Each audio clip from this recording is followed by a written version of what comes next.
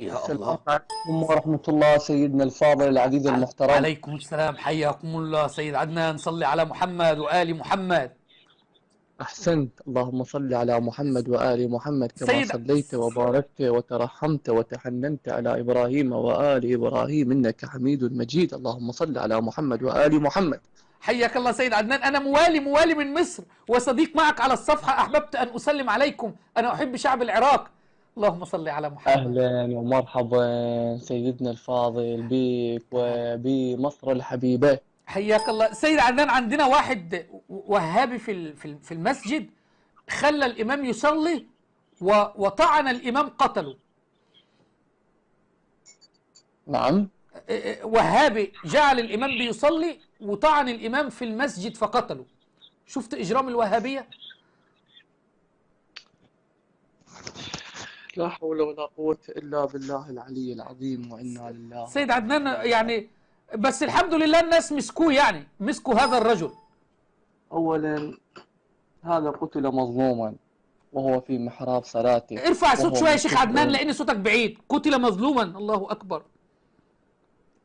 أولا هذا قتل مظلوما قتل وهو متقرب إلى الله سبحانه وتعالى متقرب. وفي صلاته.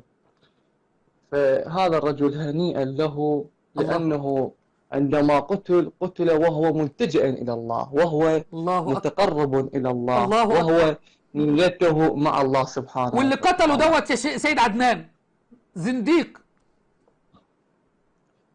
بس على كل حال ال- اللي جاي بيقول انت عارف سيد عدنان، تعرف مين دوت؟ من هذا الرجل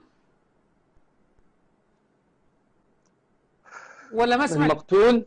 لا، هذا الرجل الرجل المقتول هو شهيد المحراب عمر بن الخطاب، واللي قتله الزنديق الملعون أبو لؤلؤة المجوسي الإرهابي. فأول إرهاب حصل في تاريخ الإسلام في مسجد هو من قبل الملعون الزنديق أبو لؤلؤة المجوسي. قتل عمر بن الخطاب. وشكرا لك أنك قلت هنيئا لعمر. أولا توقف أو أقف يعني. خلاص يا شيخ عدنان، توقف. لا شكرا.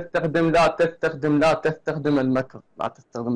لا، ده مش مكر يا سيد عدنان، ده فخ. وبعدين عشان أول شيء انا احببت يا سيد عدنان أنت ابين للجميع اللي بيستمع لك الان أول لانك شيء بتمثل مباشر.